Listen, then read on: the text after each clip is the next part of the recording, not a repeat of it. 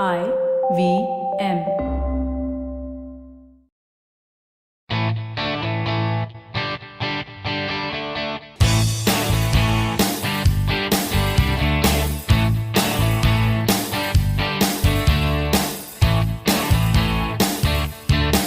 Hello and welcome to a brand new episode of the Musafir Stories, India's very own travel podcast, where each week we discuss the story of travelers in their own words and relive their experiences with you, our listeners. Hi guys, welcome to an all-new episode on the Musafir Stories. We're celebrating the festive month of December and the run-up to the new year by partnering with Cambly. Cambly is the only app in India that provides on-demand native English-speaking tutors over video to teach you English one-on-one. This is a great resource for those who are interested in improving their communication and their conversational skills. You can subscribe to Cambly's monthly or quarterly plans and practice consistently every week. This is especially useful for those who want to be better prepared for interviews, presentations, or even those who are planning to head out abroad for travel or studies. You can access the sessions by logging on to the website, that is www.cambly.com, or by downloading the Cambly app from the App Store or Play Store. Not only that, listeners of the Musafir Stories can avail an exclusive 32% discount on the quarterly plans by using the promo code TMS32. That's TMS32. We've included all details and the promo code in the show notes section of the podcast as well. So go ahead and grab this offer now and set off on your journey to becoming an excellent communicator. As for today's episode, we take you to the far east corner of the world with independent journalist and novelist Ajay Kamalakaran. We're giving away a copy of Ajay's book, Globetrotting for Love and Other Stories from Sakhalin Island, to one lucky listener. Just write to us on our email, themusafirstories@gmail.com, and let us know what your favorite episode on the podcast is and why. It's almost New Year and we want to spread some love and joy. So let's get on to the episode now and find out more. So with that introduction, I'd like to welcome Ajay Kamalakaran to the Musafir Stories. Thank you so much for being a part of the podcast and welcome.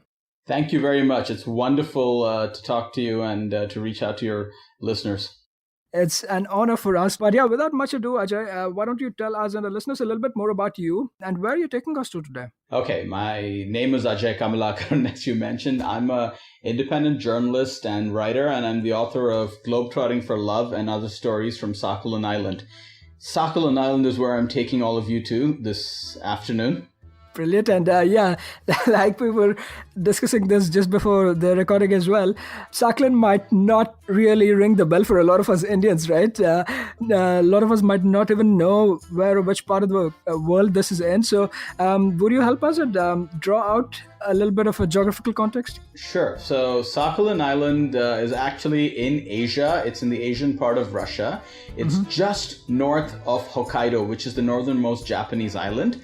And it's 8 time zones away from Moscow. So when I used to work there, if I'd get a phone call at 4 p.m. Moscow time, it would be midnight in Sakhalin. So it's basically a 9-hour flight away from Moscow. We're talking about a domestic flight here. Yeah, exactly. And that's why, like I was mentioning to the listeners at the beginning of your introduction as well, that usually we try and stick to Indian destinations on the podcast, but there was some kind of mystery or some kind of romance even about this place, right? That it's so far out. It's like completely, it feels like it's actually the end of the world.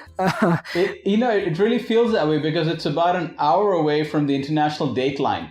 Right. So it really is at the end of the world. And it is romantic for us as Indians simply because I was born in Bombay and I live here. And I can safely say that this is one of the most densely populated cities in the world. Now, the Russian Far East has a population density of 1 person per square kilometer. Oh my God. Yeah. So, if you just look at context, the Sakhalin Island stretches from north to south. It's 948 kilometers, and it has a population of 600,000, 6 lakhs. That's it. Yeah, as you said, so for somebody coming from a populated city like Mumbai or even Bangalore, like where I come from, this really feels like the end of the world. And yeah, you might there might be times when you're even struggling to see people around you, right?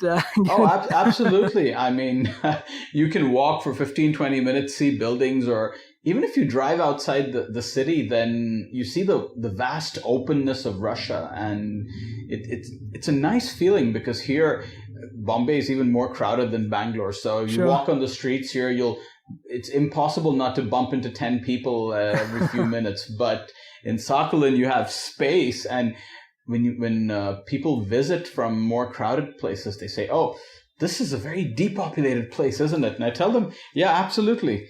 In fact, the entire wider Russian Far East has a population, imagine, of something like 9 million, and that's nothing because Yeah. it's twice the size of India, and it's got 9 million people." Yeah, those are some numbers for people who might be interested. And yeah, just in terms of the historical context of the place as well, right? If you could draw that out, because while looking up Sakhalin, I saw that it has an interesting mix of people as well, even though it being a part of Russia, you'd expect mostly a Russian population to be there. But can you give us a little bit of its background too?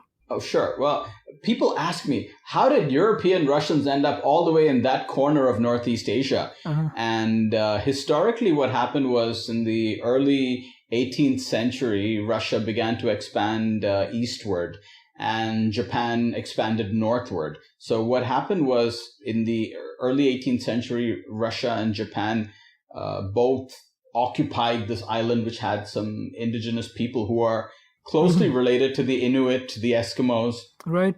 and they started inhabiting this island. And finally, over the course of history, right till the end of the 19th century, Sakhalin remained, the whole island remained a part of Russia. And in 1904-5, you had the Russo-Japanese War, which Japan won. So half the island was conceded to Japan as a part of a peace treaty that was negotiated by the Americans. So for 4 decades, from 1905 to 1945, the southern half of Sakhalin was called Karafuto. And basically, the Japanese started to exploit its resources. And what happened was, at the end of the Second World War, the Soviet Union retook the southern half of Sakhalin. So basically, from 1945, all of Sakhalin has been a part of Russia. Right. And Go on. as for the ethnic mix, it's a very unique place because even though the Soviet Union was a very multi-ethnic country, the ethnic distribution was very different in Sakhalin compared to the rest of the Soviet Union, because in Uzbekistan you mostly had Uzbeks, in Armenia mostly Armenians. In Sakhalin, it was one of the few places in the Soviet Union that was completely multicultural. So you have several Aboriginal groups, the indigenous people. They're known as the Evenk, the Nanai, and a few other indigenous groups that live there. They have visibly Asiatic features. And also you have a Korean diaspora, because Right. the Japanese brought Koreans as slaves, slave labor to Sakhalin, and when they left, they didn't take them back. So these people basically, over the generations, integrated really well into Russian society. So they're physically Korean, but they speak Russian without any kind of accent, and they're a very good and integral part of the community of Sakhalin. So it's really a multi-ethnic place in a way that many parts of Russia and the Soviet Union weren't. Exactly. And while doing my research and looking up, even I was a little taken aback by the kind of diversity, the cultural diversity, right? Well, like you said, even between or even amongst the indigenous folk that come from there, as well as the Japanese and the Korean diaspora, like you mentioned. I was a little surprised and had to look up a little to find out how this happened. And yeah, it'd be something to talk to Korean or Russian-speaking Korean, I guess. I have quite a few friends. In fact, the the main manager of the Russian railways in Sakhalin, he just recently retired, is a man called Sergei Khan.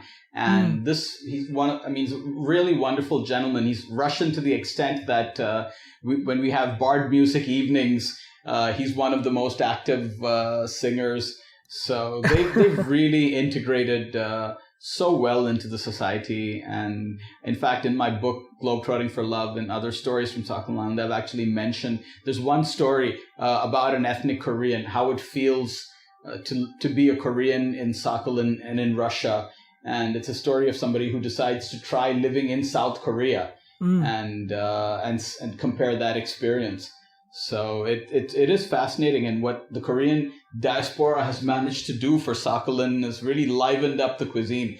So when a couple of Indian restaurants opened up in Sakhalin, nobody said, "Oh, this is too spicy for me," because Korean food is hotter, it's spicier. Sure. So Sakhaliners took to Indian food so well that there's a restaurant there where wedding parties are kept there and people enjoy their cheese naans and chicken tikkas. So, Brilliant. But Korean salads, kimchi, and a lot of other Korean salads have been a part of Sakhalin's cuisine. And in fact, in Sakhalin, people use the word kuksa for noodles. That's the Korean word, and not dashirak like it's used in other parts of Russia. Right. So there is that influence. As for the Japanese, now many of them were forced to leave. Well, when the Soviet Union took over the southern half of Sakhalin. But in 1991, after the collapse of communism, a few Japanese people started coming back. They opened restaurants. They started businesses. And so you do see some Japanese people there as well. But of course, most of these people they speak Japanese and English and stuff, and they live as expats. Whereas the Korean community is really a part of the the ethnic mix and the fabric of what makes Sakhalin so special. Okay, brilliant. And it's great to find out, there's so many intricacies involved, right? It's this beautiful place, but even in terms of the kind of people it has, it's so very different from, like you said, even the rest of Russia for that matter. So looking forward to learning and hearing more about it. But why don't you also tell our listeners a little bit about your time there, right? How did you end up there? Because it's not, I don't know if it's an aspirational place that an Indian is, especially the kind of mindset we guys have, right? While we're going through school and college and university education, I don't think a lot of us would be thinking that I want to grow up and go work in Russia. So how did that happen, and how did that come about for you? Well, of course, it's very unique to see an Indian guy walking in the streets of Sakhalin, or at least it was when I first moved there.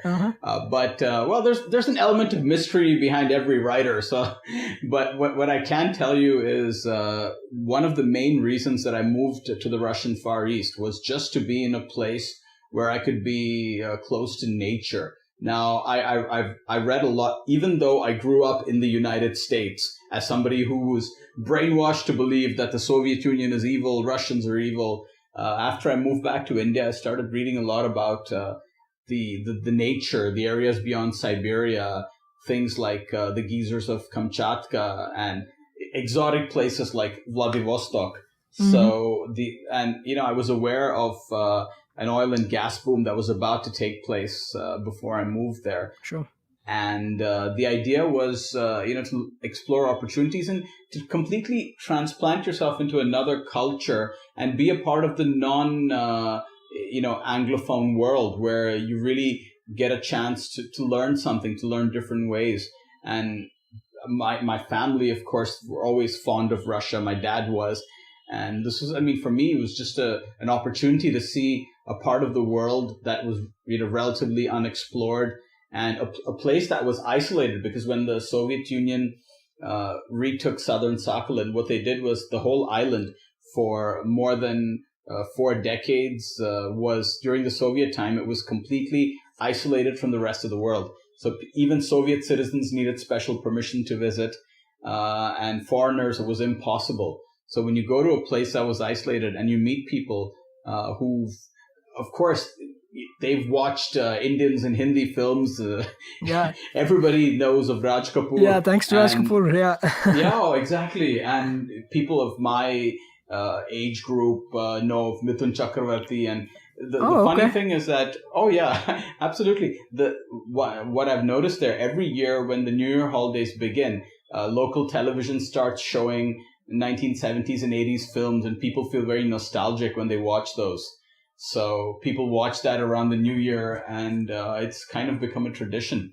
So, but for me, the whole idea was to just explore, to travel on the Trans-Siberian Railway and visit Lake Baikal, and just to get that chance, because when you're really young, you have a much greater propensity to take risks, to just try out new places. And I just didn't want to be another one of those people who I had the option of going back to the US or something, but I didn't want to do that. For me, it was just to try and see the rest of the world. The world is such a big place. Brilliant. So now, talking a little bit more about the place itself, right, Sakhalin, draw to us a little bit in terms of weather conditions also, right? I mean, obviously, visiting there is a completely different ball game compared to living there like you did, right? So what are the kind of weather conditions that one lives through for majority of the year? And when is a good time to actually visit Sakhalin as a visitor or a tourist? Okay, so there's this joke about two people in Sakhalin, okay? Tatiana asked Svetlana, have you actually witnessed the Sakhalin summer before? And she says, oh, no, I was out of the island on that day. On that day? So the idea is summers are brief, but that's really, it's just a joke that, we as Sakhaliners make about the island. But honestly, it depends. Okay, there's a lovely summer season. July tends to get, for Sakhalin standards, 26, 27 degrees is, oh my God, that's so hot, because you don't have fans, you don't have air conditioning. So people tend to find that really hot. But July, August, and September are absolutely beautiful months, and the summer months. And basically from the middle of September till about the second week of October, they have Babye Leta, or Indian summer, where it's still pleasant, the days are still warm, it still goes above 20 degrees, and it gets cold at night. And then basically, if you're a nature lover, the autumn is stunningly beautiful. The first few weeks of October are really nice, and there's a riot of colors.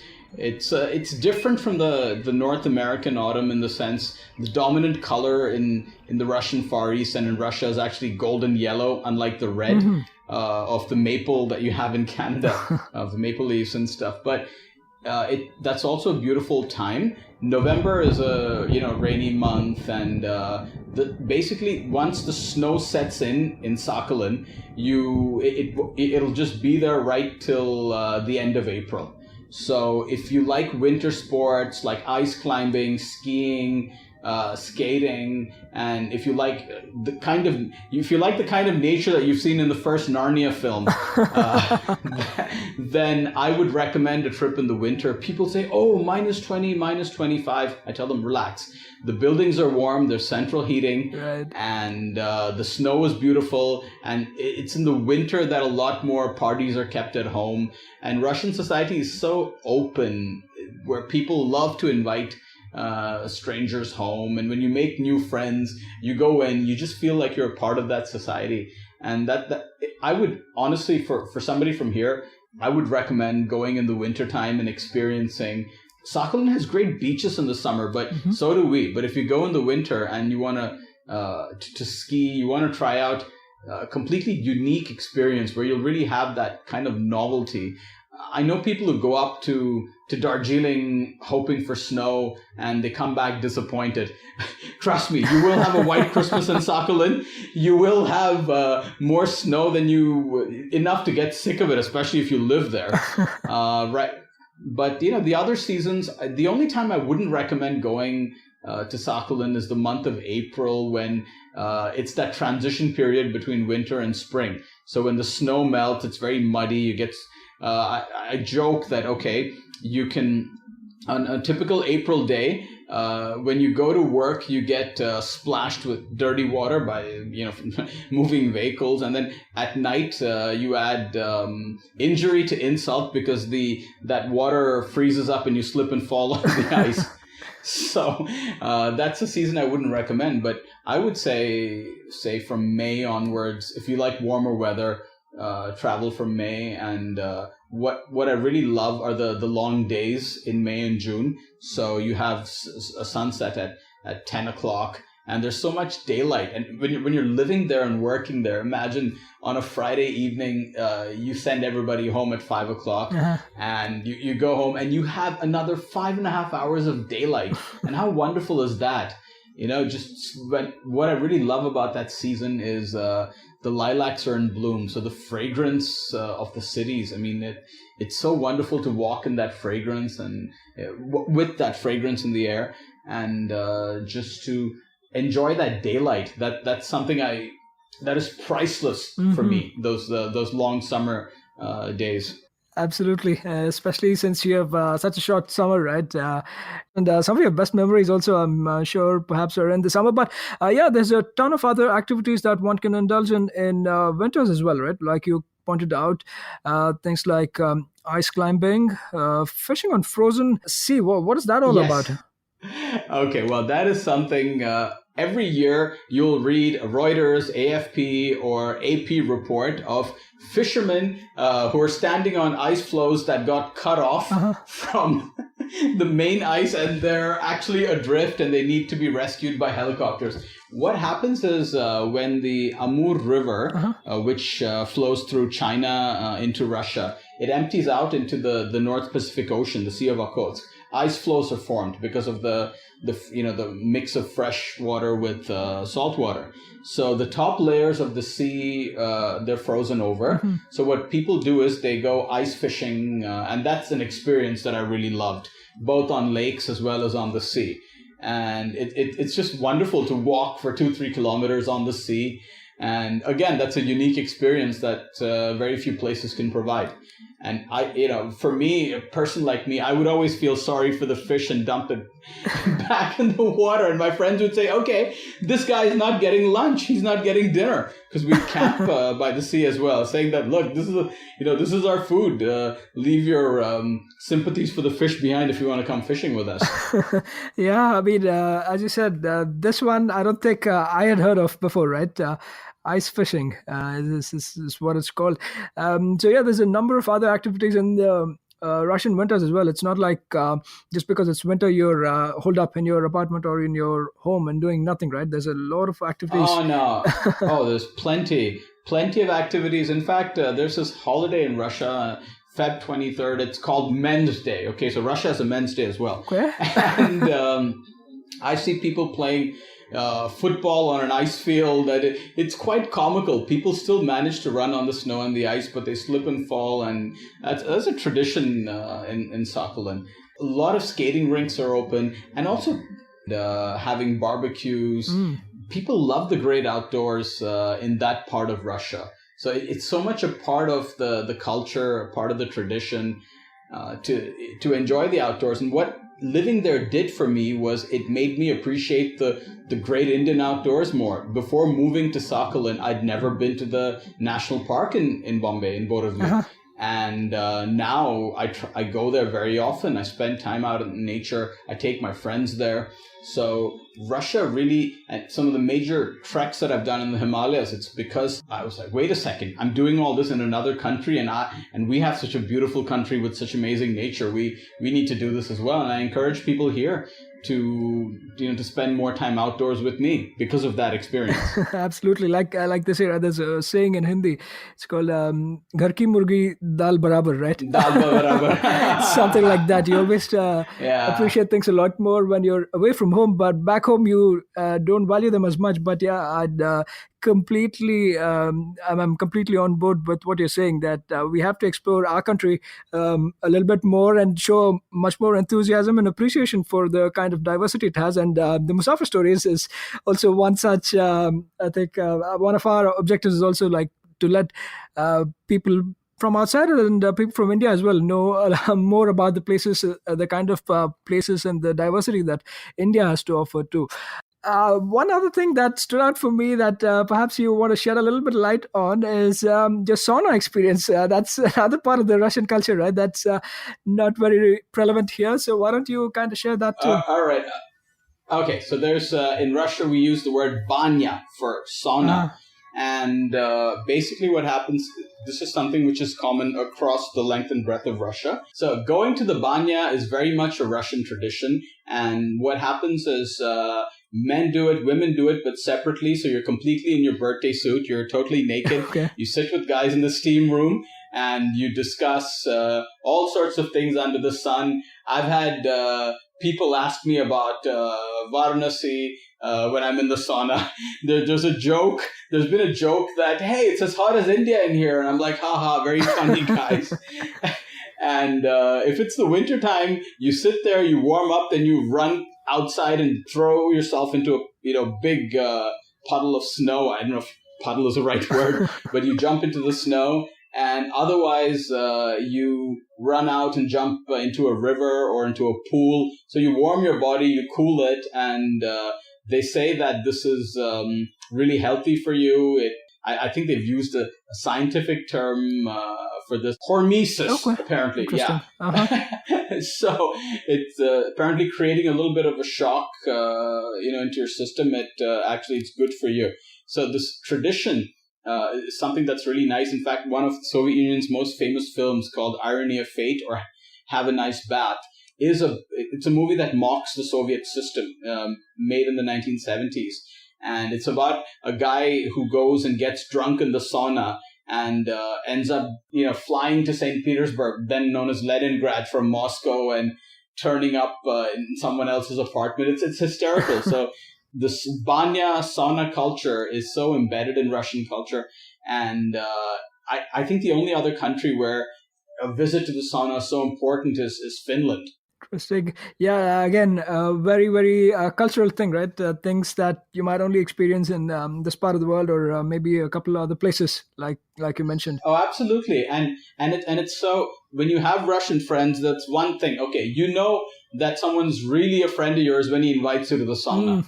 Then you know that, okay, you really bond with that person, and you just meet people, and it is funny, sometimes somebody who I don't know says, "Oh my God, where did you get that awesome tan?" And I have a good laugh, and I'm like, you know what? Maybe 7 generations in India, and you'll look like me. And they're like, we're extremely jealous, and I'm like, it's hysterical.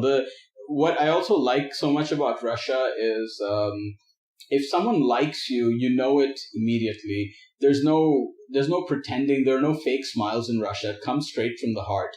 So you know where you stand with somebody immediately. And that's wonderful. I mean, for a guy like me who also likes to be quite upfront about how comfortable I am with someone, it's great to have a country where it's a cultural thing to be like that. Sure. I'm definitely sure, especially like growing up in the US, right? You would have felt that stark difference, even in terms of the personalities, right? How people approach things like friendships or courtesies and stuff like that, right? Russians are usually very upfront about it, right? Yeah. Russians are upfront, and friendships are seriously valued because in Russia, culturally, you have 3 words. You have the word znakome, that's like, okay, I know this person, I have a good relationship with him, then but he's not, in America, that word friend is loosely used. Then the second degree is priyatel. So it means, okay, yeah, this guy is more like a casual friend, but then we have something to, it's a higher degree than just znakom. And then, and drug. And like when a Russian uses that word drug, it means friend. It's really something, because most people believe you can't have more than 5 or 6 friends, and friendships are so vivid, so valued, and that concept of loyalty is so strong in Russia with the culture. So I'm very fortunate because I've lived in different parts of Russia, so I have real friends in many different parts of the country, and it's a wonderful feeling. Is that what it's called, druk? Yeah, druk. Yeah, exactly. Okay. Druk. So if somebody says druk, then it means something. It really, it's not the way we say, friend in English and or ami in French. There's a greater meaning to this. In fact, the Soviet times, there was also this word tavarish, which means comrade.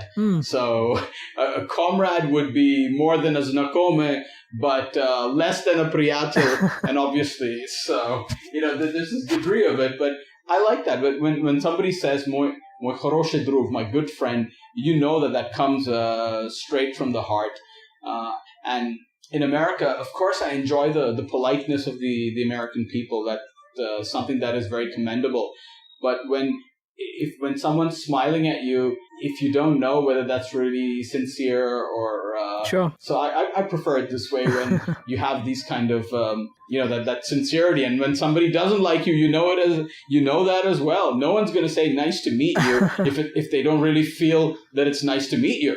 So yeah, and people mistake that for rudeness. They say, and I said, no, it's not that. It's just a case of a degree of directness. It's all part of that mysterious Russian soul. Absolutely. And I think it's great to learn about some of these. It's definitely not very subtle, but obviously a lot of, as an outsider, you might not know of things like this, right? Which you got to experience from your time living there. So that's brilliant.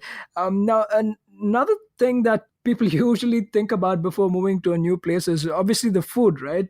So how did you do with the food, the Russian food, especially the food of Sakhalin, the Far East? Okay, well, the thing is that in Sakhalin, you have a lot more diversity when it comes to food because you have some of the best seafood in the world.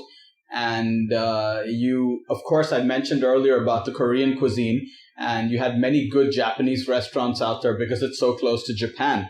So there was an incredible amount of diversity. But I think what really struck me when I first moved there in 2003 was that, okay, going out and eating out is not as common as it is in Asia. And you have to learn to cook because restaurants are expensive, like they are across Europe. And I learned to make different Russian food, but I really enjoyed it. I mean, it's not spicy, of course. Some dishes are, but once you're cooking at home, you can modify it to your own taste. But in Sakhalin, you have this diversity in cuisine, and this is actually throughout Russia now because a lot of people from former Soviet countries have moved to different parts of Russia. So you get Uzbek cuisine in the Russian Far East.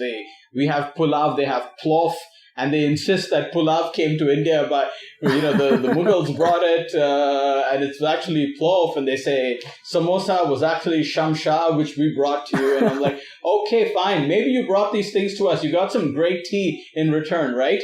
And we spiced up the cuisine. So, we have this in common. We have a good laugh about this. So there is that diversity. But one thing I've noticed over the last few years is vegetarianism and veganism have become so popular in Russia among the intellectual circles and stuff like that.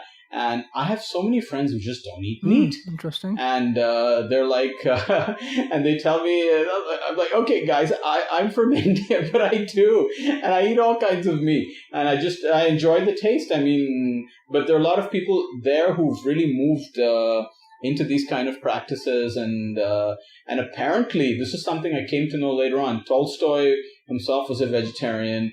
And there were many other, eminent Russians who adopted these kind of culinary habits and stuff. Essentially, in the wintertime, you have a meat and potatoes country in most parts. And that is not something which everybody would enjoy. But Russia has this diversity with soups and different kind of dumplings. And of course, another wonderful thing out there is, the alpine fruits, the tempered fruits, the kind of berries that you get. So you go pick berries yourself, pick mushrooms. Mm-hmm. It's a totally different kind of experience. But after living in Russia and making strawberry jams and raspberry jams and stuff, I do the same thing here in India. You get wonderful strawberries from Mahabaleshwar. Mm-hmm. And I make different kinds of jams, compote. I do that and people are like, wow, hey, we never thought of doing all this.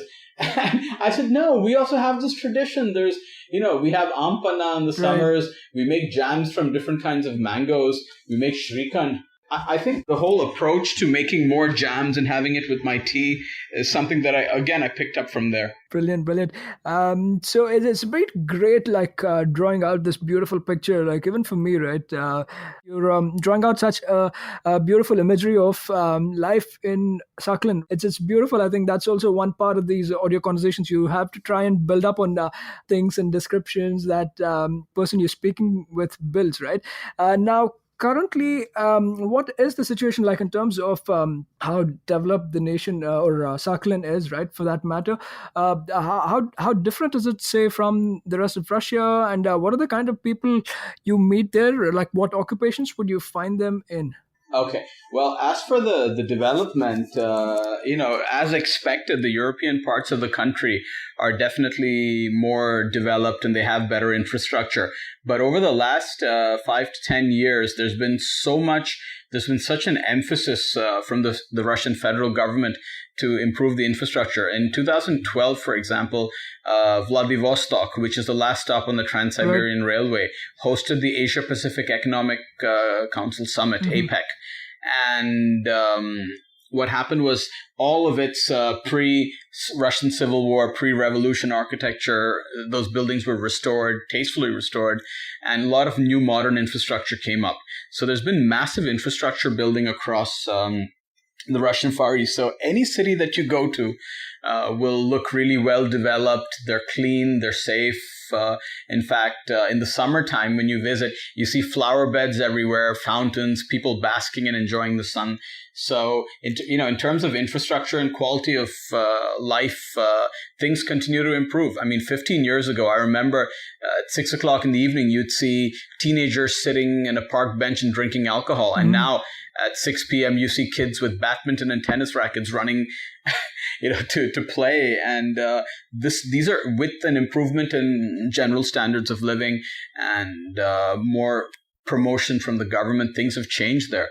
As for working there are opportunities. Well, recently, the Indian Prime Minister Narendra Modi was in Vladivostok for the Eastern Economic Forum. India was the chief guest, the guest of honor country there. And basically, the government announced that there will be a 1 billion line of credit that's extended to the Russian Far East. So this mainly, it doesn't mean India is giving Russia a loan. What it means is any companies from India that are exporting there or setting up shop there will get support. They can use this credit line. So if in Sakhalin, for example, if you're a geologist, an oil and gas engineer, if that is your specialty, then there are great opportunities and with really high pay, and you don't immediately need to know Russian to take those expat jobs that are still available there. Although not on a scale that they were about 10 years ago when these projects were just coming up. But so if you're into oil and gas, that's one thing. If you're into finance, all these companies need their finance professionals. And if you're into things like logistics, Russia is really trying to make the Russian Far East a main logistics hub connecting the Indo-Pacific and Europe. Okay. So, these kind of opportunities also exist there for people. And of course, for people who aren't, into technology, there's obviously a demand to teach English and to teach other foreign languages in the Russian Far East, and to get, Russia's investing a lot in human resources. So teaching is also a great way to get to meet local people, to be a part of the local community. So these kind of opportunities definitely exist. And the Russian government is trying to encourage more people to visit the Far Eastern regions, although this preferential treatment is only there for countries that really have close ties with Russia. For example, for India, I mentioned before we started this talk about how you can get an 8-day visa to the Russian Far East online. Okay. So it's free. You go on the Russian Foreign Ministry of Affairs website, and you just pass on your details, and you take a printout, and you get to see. 8 days isn't a lot, but it's fantastic to just get a first glimpse to understand how the place is. And it's a wonderful opportunity. This offer is only only there for citizens of 16 countries and not a single Western country. So the Americans and Europeans and Canadians don't have this privilege. We do. And of course, this is slowly being extended in St. Petersburg from the 1st of October. And there's a place called Kaliningrad, which is a Russian exclave by the Baltic Sea, which is next to Poland and Belarus and Lithuania. So they're offering. So we have these kind of privileges. But for the Russian Far East, and particularly Sakhalin, there are, I would say it narrows it down to the oil and gas industry, to finance, to teaching, and of course, if you're into diamonds and those kind of things, there's a particular niche out there for these industries as well. Brilliant. And I think a very important point that you brought up is that preferential treatment in terms of the free 8-day visa, right, for Indians that you mentioned. I think that's something that people can definitely avail. And I wasn't aware of this until you brought it up. But for people looking beyond Moscow and Petersburg and the Trans-Siberian Railway, right, like you said, for people looking for an experience beyond that, I think Sakhalin does offer a great way to experience the Russian Far East. And thank you so much for drawing this out brilliantly for us.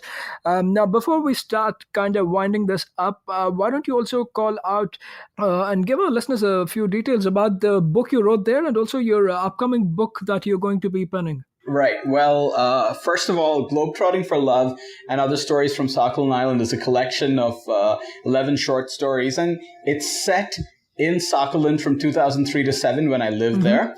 And the idea to write the book came when after I left in 2007, I went back there for the first time in 2013. And I'd seen that life had changed completely. The infrastructure got better. Lifestyle seemed to have improved. But that bus that was around when there were so many expats living there, that had gone. So the whole idea was to fictionalize life in those years and put that out. And it's something that has been well received. And I mean, it's complete fiction. I've been threatened with a couple of lawsuits from people who claim that it's a caricature of them. And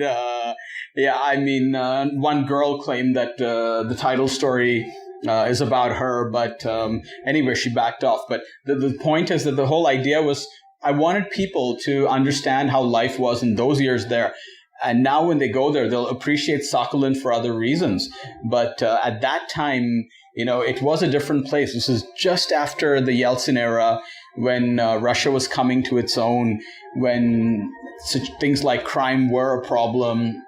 And you had issues like alcoholism and things that have been really nipped in the bud. And I've seen the changes take place over this period. As for my writing, well, I'm actually going to be publishing a novella which is set in Moscow. And as of now, I'm also working on a novel that's set in Khabarovsk. That's a city which is also in the Russian Far East. And it's a 1-hour flight away from Sakhalin, but it's towards Moscow. So it's just 7 time zones away. It's an enormous. So when you say, it's only 900 kilometers away in Russia, that's like, that's close for a country of that size. So this is a novel set there. But the whole idea for me is, as a writer, I just want to show people how life is with, when a person visits Russia as a tourist, and sometimes even living there as an expat, they live in gated communities. They, and when you're a tourist, you just go and see what's mainstream and what's in your guidebooks or what you Google. But life there is so fascinating if you're an insider. So the idea is to give an insider's look to the functioning of society, be it in Moscow, be it in Sakhalin, elsewhere, because it's such a fascinating place. Absolutely. That's great. We will leave links to the books as well in the show notes. That way people can check it out. And maybe we'll plan something too. In the future, we'll figure out a way in which we can perhaps give away a copy of the book to our listeners too. Yeah, while we figure this out, there's always the link in the show notes for listeners to go check it out. But I'd like to thank you so much, Ajay, for coming on and sharing these brilliant experiences. Thank you so much for painting a beautiful image of Sakhalin and life in Sakhalin for us. hopefully more people will be inspired, and some of them can go ahead and check out the place too, and all the beautiful things and the rich culture. Thank you so much, Ajay. We'll keep in touch, and we'll look forward to your upcoming books as well.